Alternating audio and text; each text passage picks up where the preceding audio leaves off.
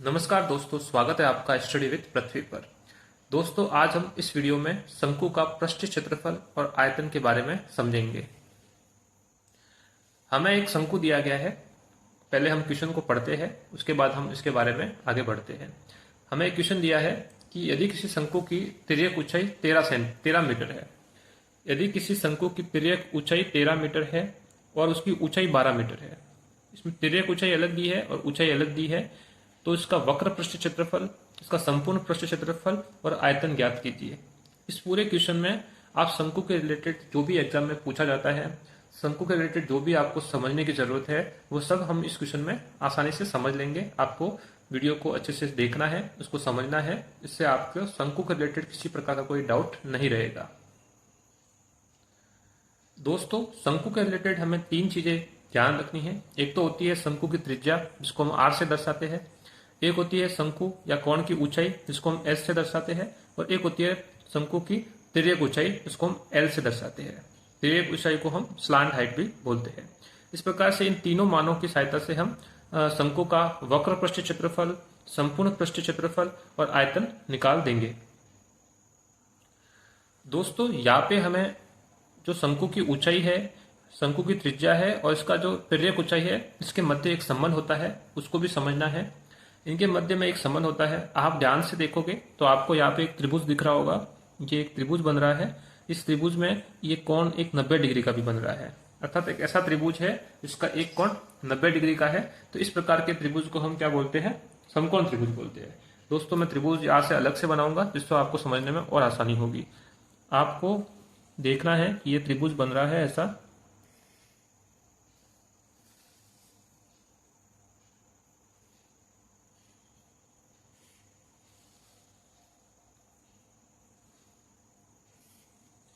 इस प्रकार का त्रिभुज आपको दिख रहा होगा।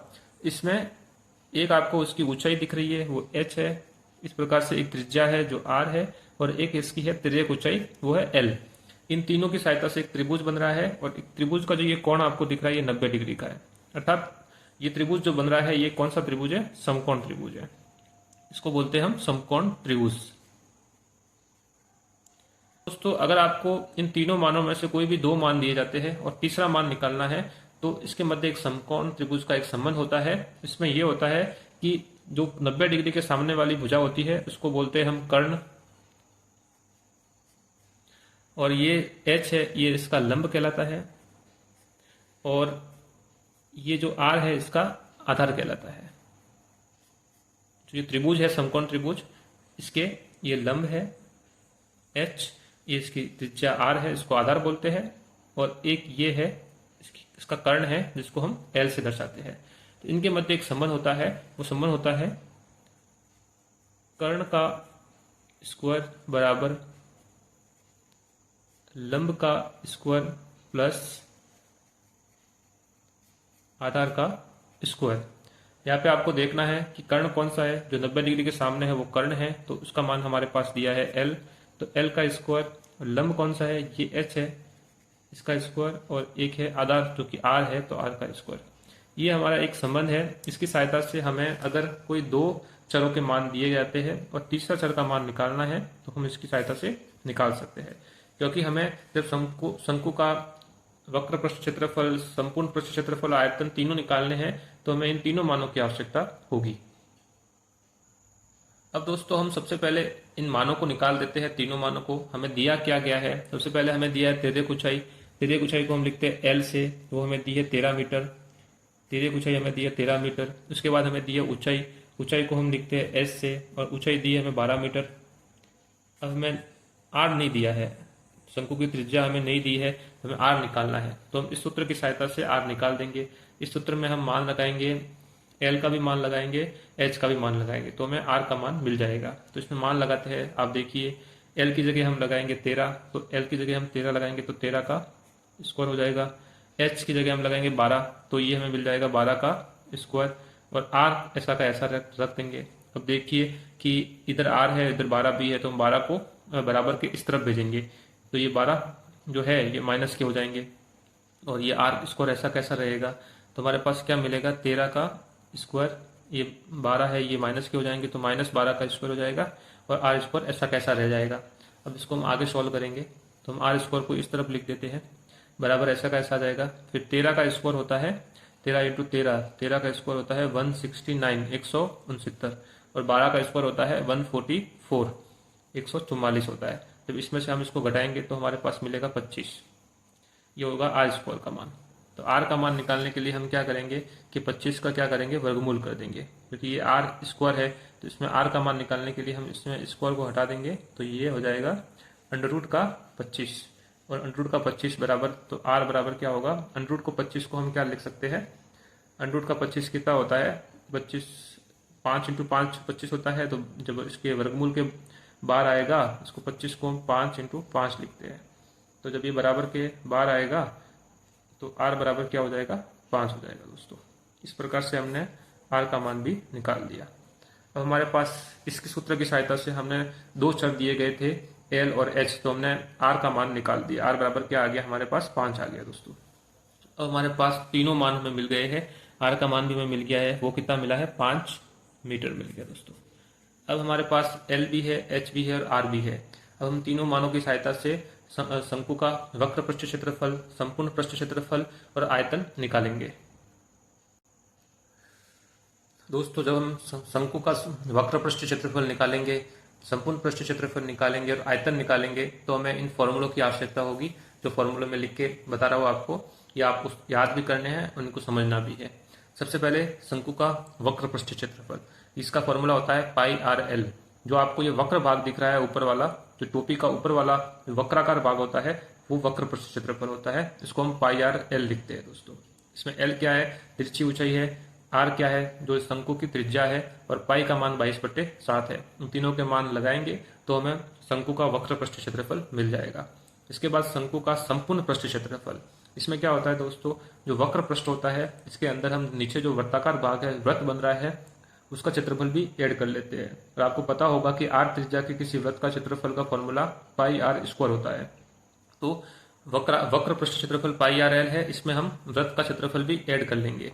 तो pi R L plus pi R square हमने ऐड कर लिया, हमने इसमें पाई आर कॉमन लिया तो एल और इसमें से एल अंदर रहा और इसमें प्लस का निशान आ गया और आर इसके अंदर कॉमन रहा।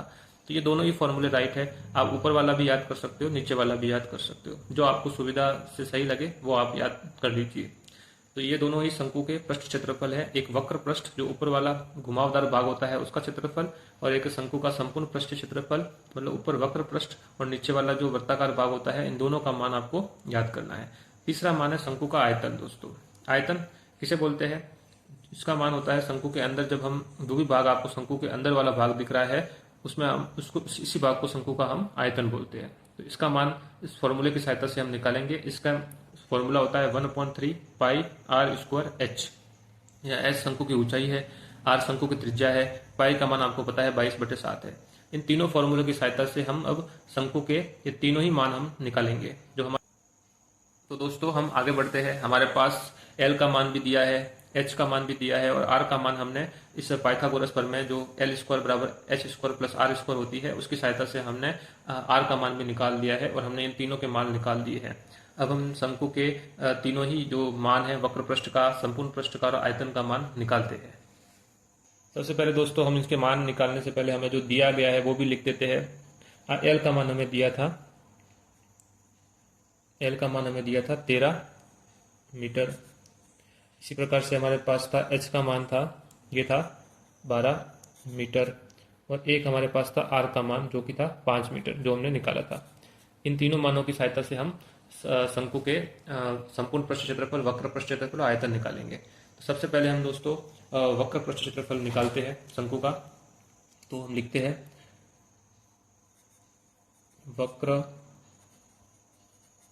पृष्ठीय क्षेत्रफल, इसका फॉर्मूला हमने पढ़ा था दोस्तों पाई आर और एल, ये हमारे पास फॉर्मूला है इसका। इस फॉर्मूले की सहायता से हम शंकु का वक्र पृष्ठ क्षेत्रफल निकालेंगे। तो दोस्तों पाई का मान हमें पता है कि पाई का मान होता है 22/7 होता है।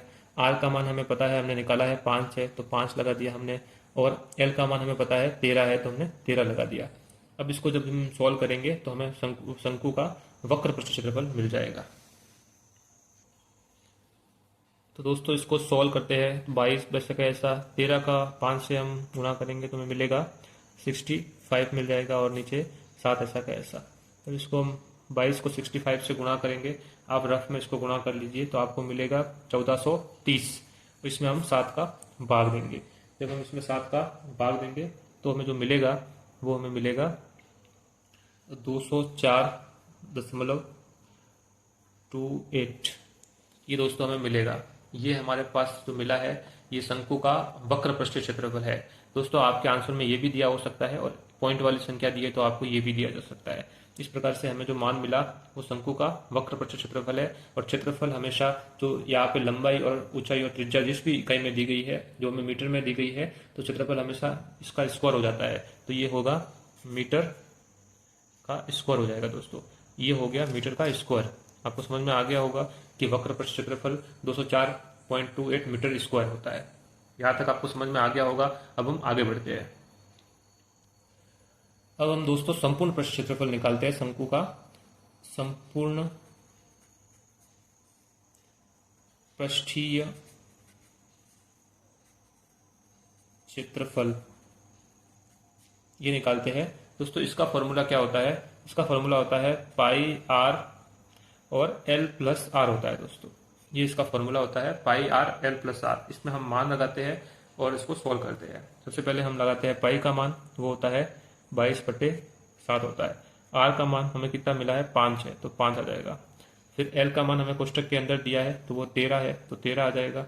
और आर का मान हमें कितना दिया है? 5 है, तो 5 ही आ जाएगा दोस्तों। ये मान हमने लगा दिए। अब इसको हम सॉल्व करते हैं। तो 22/7 ऐसा कैसा लगा देते हैं पहले। फिर ये 5 ऐसा कैसा आ जाएगा, फिर इसका गुणा कर लीजिए। 13 और 5 कितना होता है? 13 और 5 दोस्तों होता है 18। अब इसको हम सॉल्व करेंगे। तो दोस्तों 22 का गुणा जब हम 5 से करते हैं तो हमें मिलता है 110। 110 का गुणा हम 18 से करेंगे और इसमें हम 7 का भाग दे देंगे। 110 का गुणा 18 से करते हैं तो हमें मिलेगा 1980 मिल जाएगा, और इसमें हम 7 का भाग देंगे। जब 1980 में है दोस्तों हम 7 का भाग देंगे तो हमें मिलेगा, वो मिलेगा 282.85। और दोस्तों ये भी क्षेत्रफल है तो इसकी इकाई भी क्या होगी? मीटर का स्क्वायर हो जाएगी। ये दोस्तों क्या है? शंकु का संपूर्ण पृष्ठीय क्षेत्रफल है। 282.85 मीटर स्क्वायर होता है दोस्तों। इस प्रकार से हमने शंकु के वक्र पृष्ठीय क्षेत्रफल, शंकु का संपूर्ण पृष्ठीय क्षेत्रफल किस प्रकार से निकालना है वो हम समझ गए हैं। अब दोस्तों हम आगे बढ़ते हैं। वो उसमें हम पढ़ते हैं शंकु का आयतन। तो शंकु का आयतन किस प्रकार से निकालते हैं उसके लिए सबसे पहले हम उसका जो भी फॉर्मूला है वो लिख देते हैं। शंकु का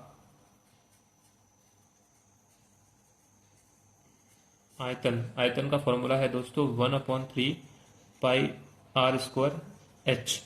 ये इसका फॉर्मूला है। इसमें हम आर स्क्वायर के मान, एच का मान और पाई का मान लगाते हैं। उसके बाद इसको सॉल्व करते हैं तो हमें शंकु का आयतन भी मिल जाएगा। तो इसमें 1/3 ऐसा कैसा आ जाएगा। पाई का मान हम लगाते हैं 22/7 आ जाएगा। फिर दोस्तों आर का मान हमें कितना दिया है? 5 दिया है, तो ये 5 का स्क्वायर हो जाएगा। और एच का मान हमने निकाला, जो दिया था हमें 12 दिया था, तो ये 12 लगा दिया। अब इसको हम सॉल्व करेंगे तो हमें जो मिलेगा वही हमारा आंसर होगा दोस्तों। यहाँ जो कट रहा है उसको काटते भी है। 3 के टेबल में 12 कितनी बार कट रहा है दोस्तों? 4 बार कट रहा है, तो ये हमने काट दिया। तो हमारे पास 7 भी है, तो 7 से ऊपर कुछ नहीं कट रहा है, तो हम इसको ऐसा कैसा रखेंगे। तो हमारे पास ऊपर जो मिलेगा 22 है, और ये 5 स्क्वायर है। 5 का गुणा 5 से करेंगे तो 25 आ जाएगा। और ये 4 ऐसा कैसा, और नीचे आ जाएगा दोस्तों 7 आ जाएगा। अब इसको हम सॉल्व करते हैं तो हमारे पास क्या आंसर मिलेगा? 22 का गुणा और ये 25 का गुणा हम 4 से करेंगे तो 100 हो जाएगा। तो हमें मिलेगा, पहला उधर तो 22 मिल जाएगा, 25 का गुणा 100 से करेंगे तो 100 हो जाएगा, और बट्टे 7 है ही है। जब इसको सॉल्व करेंगे हम तो ऊपर आ जाएगा 2200 और नीचे आ जाएगा 7। 2200 में हम किसका भाग देना है? 2200 में हम देंगे 7 का भाग। तो दोस्तों हमें जो मिलेगा वो मिलेगा 314.28।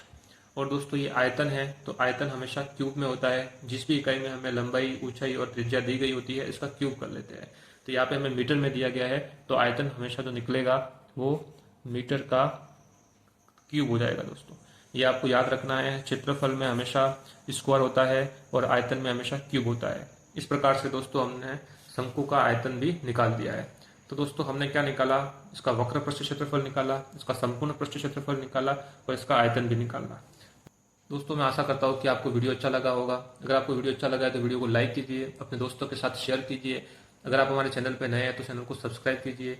दोस्तों मिलते हैं नए वीडियो में नए टॉपिक के साथ। धन्यवाद।